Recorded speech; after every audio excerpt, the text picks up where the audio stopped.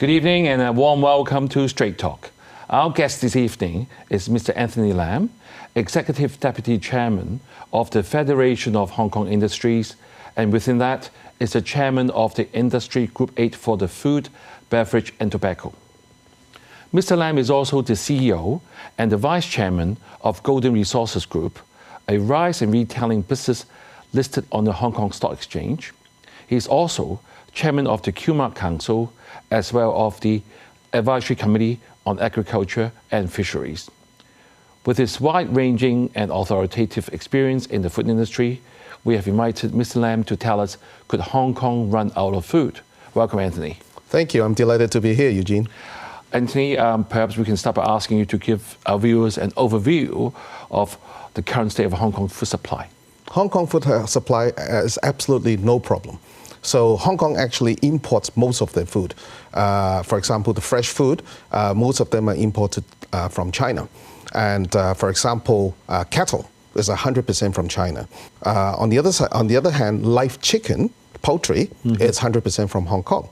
So the Hong Kong supply of food, you talk about rice, you talk about vegetable, it's mainly from China, and we have absolutely no problem with that. Right, so it seems like, well, from what you said, Hong Kong relies quite heavily on imports for its food supply. And how has this dependence evolved over the years? Are we moving towards more and more reliant on the imports, or there's been some changes? And also from which country? So Hong Kong basically have been importing food products from overseas all along. We did have some kind of agricultural sector, for example, in the Yuen Long area or in some of the areas, but it can never supply enough for the Hong Kong people. So Hong Kong people had been importing food products from overseas, from mainland China, all along. So it hasn't been changed. The agricultural land actually has reduced within Hong Kong from originally about 7% to now about 2%, according to the government data. But you understand why. We don't have enough place for people to live. So the government is actually still want to nurture the agricultural sector. So instead of having a wide space and land area for the growing of the agricultural products, they are now looking at like agricultural park and some like multi-layer poultry and swine growing areas instead. Anthony, so what are the, since you mentioned, I mean, it's primarily over the years has always been imported dependent. So naturally people will be concerned about the safety and also about the actual security of the food supply itself rather than this sort of specific food. So what factors do you think will affect that? Now, I'll give you some interesting data to consider first. For example, rice, in Hong Kong, we import about 58% from Thailand. We import around about 20% from Vietnam. So it's all basically 99.99% of our rice are imported from overseas. Of course, mainland also supply about 8% of the rice to Hong Kong. And you talk about chilled beef, it's 33% from Australia, and Brazil, 30%. For frozen beef, it's 54% from Brazil and 20% from USA. Mutton and both chilled and frozen, you would expect it's mainly from Australia. You talk about pork, chilled pork, 63% from Thailand, and frozen pork, 56% from Brazil. So these are all government data, and you can see that actually Hong Kong has been importing from all different countries around the world. So Hong Kong merchants or Hong Kong traders are very, very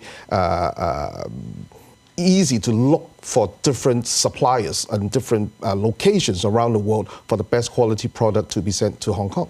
So in that case, safety and security-wise, you don't have much concern? No. Hong Kong, safety-wise, Hong Kong, they have a Center for Food Safety. We call it CFS. Okay, they are holding the background and to check the quality of actually the safety of the product into Hong Kong. In 2022 alone, they have checked about 66,000 samples for all the food products into Hong Kong. So I'm pretty confident on those what the CFS has been doing. Right. We will come back to the CFS later on in the show. Since you mentioned that we have a lot of live chicken from Hong Kong. Right. And I remembered during our school days, we always want to go to the new territories to get some fresh vegetables. But I've sort of seen we have a sort of gradual decrease in the local production of vegetables. Why is that? It's the land availability. So still, you can go to new territories for the new vegetable, the Hong Kong grown vegetable. As a matter of fact, the Hong Kong local grown vegetables are more expensive than the imported vegetables. Apart from the salad vegetables you can find from the supermarket, which is a packaged salad, they are very, very expensive. But normally, if you go to the market in Hong Kong, a locally grown vegetable is more expensive than those vegetables imported from mainland. So people has preference, and the traders are actually reacting to what the people wants, the consumer wants. So that's why they have been changing. So a lot of the product, for example, vegetable from Hong Kong is well demand. A lot of people demand, especially for the 5-star hotels or 4-star hotels. They want the local grown vegetable. Right. And apart from the land grown vegetable, we also now have the hydroponic vegetable also grown in Hong Kong. But still, they are a very small share amongst the total food vegetable products in Hong Kong. Right, Anthony, we all know rice has been a staple food for Hong Kong for many years, and everybody needs a bowl of rice. I remember you even have second bowls or third bowls. And we know that people tell me you're a walking dictionary of rice. I've known you since we are young, and your father was known as the king of rice.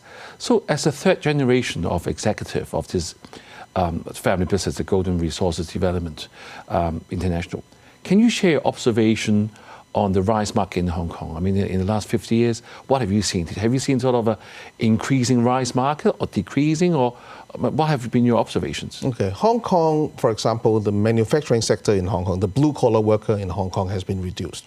So the overall consumption of the rice, it used to be around about over 300,000 tons. So we always talk about 320,000 tons or 350,000 tons at one time. But now, as last year, 2022, Hong Kong consumption of rice is around about 260,000 tons. So people eat less rice. The quality of the rice the people eat actually had been increased. So they're buying more expensive rice. They are demanding a lot of the cleanliness of the rice, the processing of the rice. They focus a lot into it. Although we are eating less rice, but it's a very important part of daily lives. So could we ever run out of rice in Hong Kong? I don't think so. Because in Hong Kong, if you remember in the around year 2000, there was a rush in rice in Hong Kong, and Premier Wen Jiabao actually promised Hong Kong to the amount that if whenever HongOng needs rice or there's a short of rice, China can provide the rice to Hong Kong. So you have a basic insurance on that. But Hong Kong government also has a very strong policy for the rice protection, because rice is still a reserve stock in Hong Kong. So all the traders need to keep 17% of the rice that they import as reserve stock. So the government, the TID, the Trade and Industry Department, the Custom will go to each of the rice importers' warehouse to check the rice every month. So we have to fill in all the forms and report to them. So they will want to make sure that in the government, on behalf of the government, the traders are actually holding about 17% of the rice, which is about 2 weeks of supply in Hong Kong. And provided also in the trade, so people will also at least keep 2 weeks of stock. So you have a 1 month of stock in Hong Kong. So of course, there was some concern about panic buying in Hong Kong in the past, but I was urged the people not to be too worried about the supplyability of rice. It's actually the over demand of the rice. It's the logistic, that area is affecting this. If you see the supermarkets, there's no rice there, it's not because there's no rice in Hong Kong. It's because the replenishment of the rice is short. Thank you very much for your reassurance that we have at least 1 month of rice supply in Hong Kong. I mean, that's quite a long time, especially for the current logistics. As we know, all the food production and food supplies are getting more and more sort of globally. But it's interesting when you said that although we are fully imported for all of our food, we are quite safe. But what will be the what we call vulnerable factors that you would consider that might affect that tilt the balance? Although you said it's very safe to have food, but we're still import related. So you can see the price of the logistic. Okay, as you can see for the 3 years during the COVID, the logistic price increased a lot, and it reflects into the food price in Hong Kong. Of course, those coming from mainland would not be bothering too much because they're still on the land link. But if you go on the shipping line, so they will have a little bit of price increase because of the logistic cost and the shortage of the shipment. But of course, as I said, a lot of the rice are from Thailand to Hong Kong, like 58%. But those rice, apart from the sea lane, it can also be a land link, okay? Right. Through Thailand, going to maybe Laos, and then go to China, and then through Hong Kong. That's also an alternative route. So Hong Kong will never run out of rice. All right, Anthony, let's take a break now, and viewers, do stay with us. We will be right back. Thank you for staying with us. We have Mr. Anthony Lam, the Executive Deputy Chairman of the Federation of Hong Kong Industries, with us, talking about the very important issue of how secure our food supply is in Hong Kong. So Anthony, on the first part of the show, you have reassured all of us that we have enough food supply, and basically you don't have a lot to worry.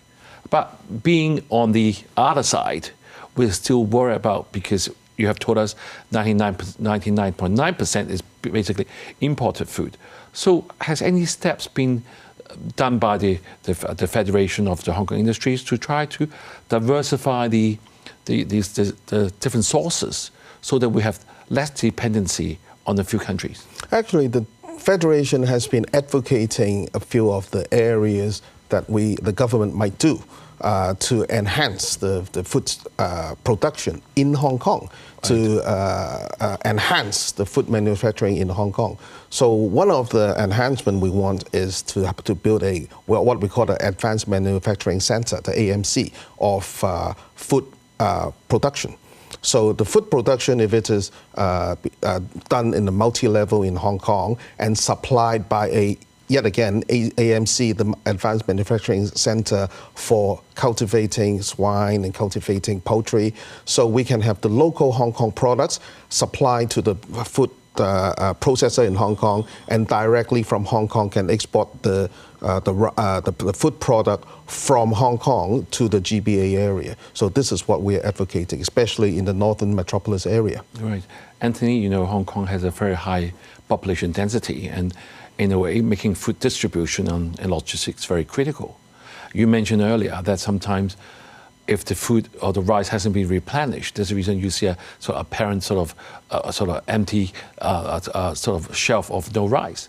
So has technology helped the industry in terms of all these logistics? Of course. The new technology, for example, of the warehouse management system, the delivery system, and then also the trucks. How do they have the best route to deliver to the supermarket, and also the handling system. So all these are added to the swiftness or the speed of the delivery. But still, there is a lag between. I mean, you cannot be delivering, have the truck to deliver the rice to all the supermarkets or all the outlets every day. So they must have, probably they go once every 2 days. So even with the one every 2 days, if after the food product or rice landed in the supermarket and people rushed to it and then everybody took 10 packs, it will be gone within 1 hour.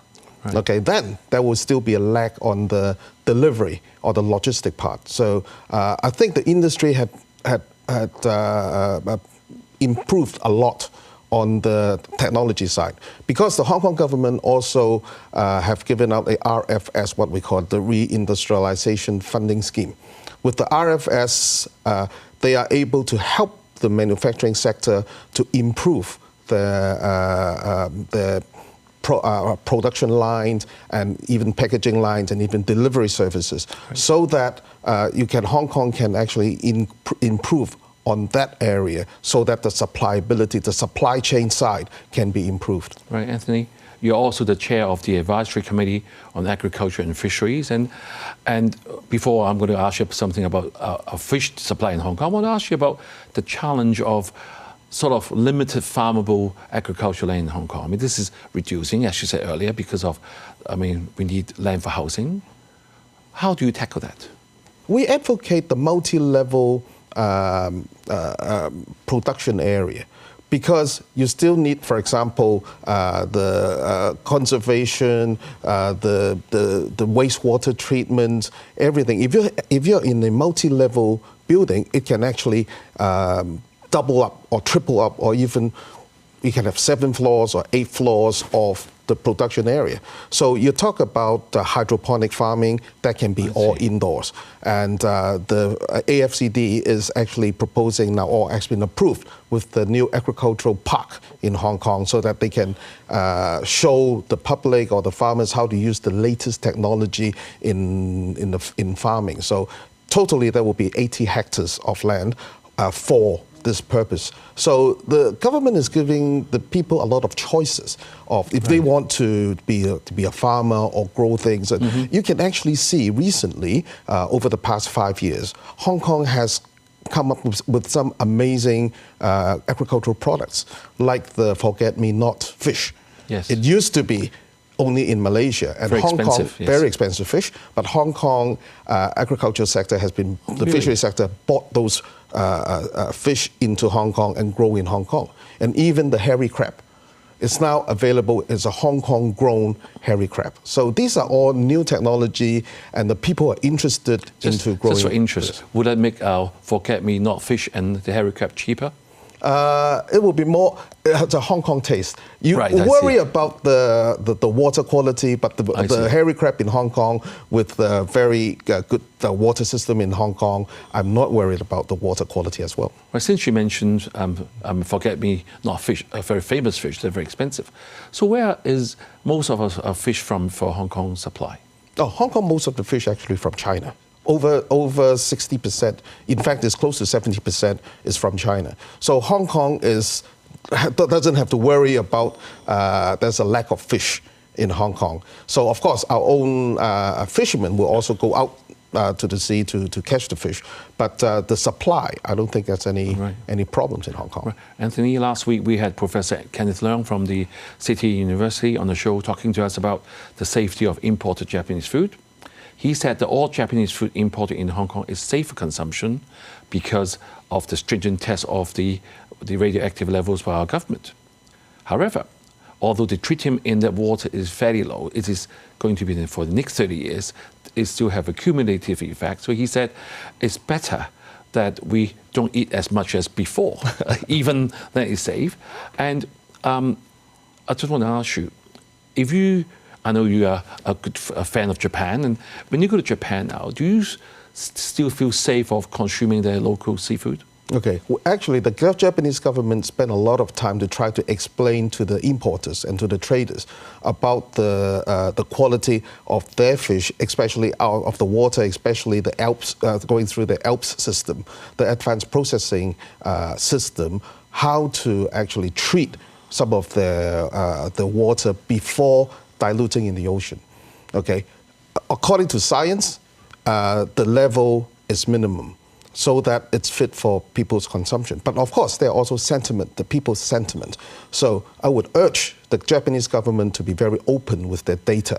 For example, when they check they should check all the fish quality or the seafood quality and announce it, like the weather report in Japan is very detailed, so that you can have different areas, they pick on which kind of seafood, and release the information to all the public. You have to convince the public, no matter whether it's in Japan or in Hong Kong or in China, that their product is safe. But Professor Leung said that Japan mainly concentrated on the level of tritium.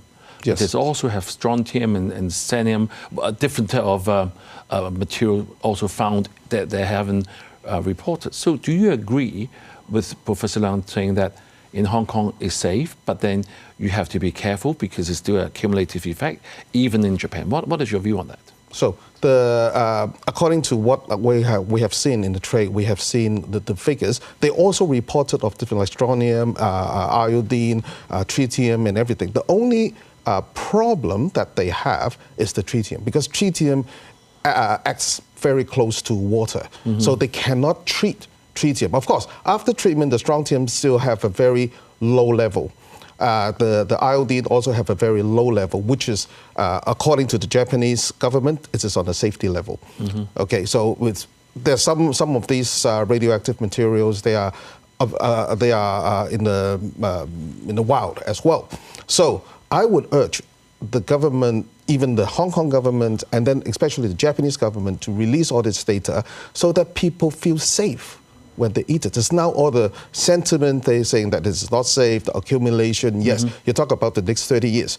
But if the level is within the limit of the Hong Kong standard, okay, don't talk to me about the Japanese standard at the moment. We are the Hong Kongese, so we abide by the Hong Kong standard.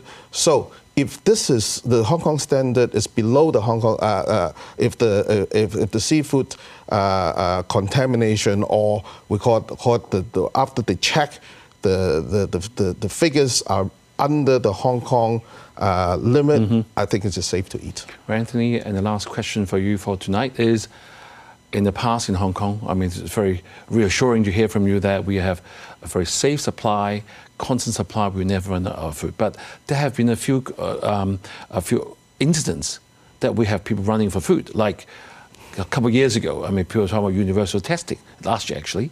People were going to stock up food because they're worried that they won't be able to get out for 7 days, for example. So what will you say to the public on this? I would say, urge yet again the government to be very open. Yet in July or in August, people try to rush for salt in Hong Kong because of the Alps water being released by the Japanese government.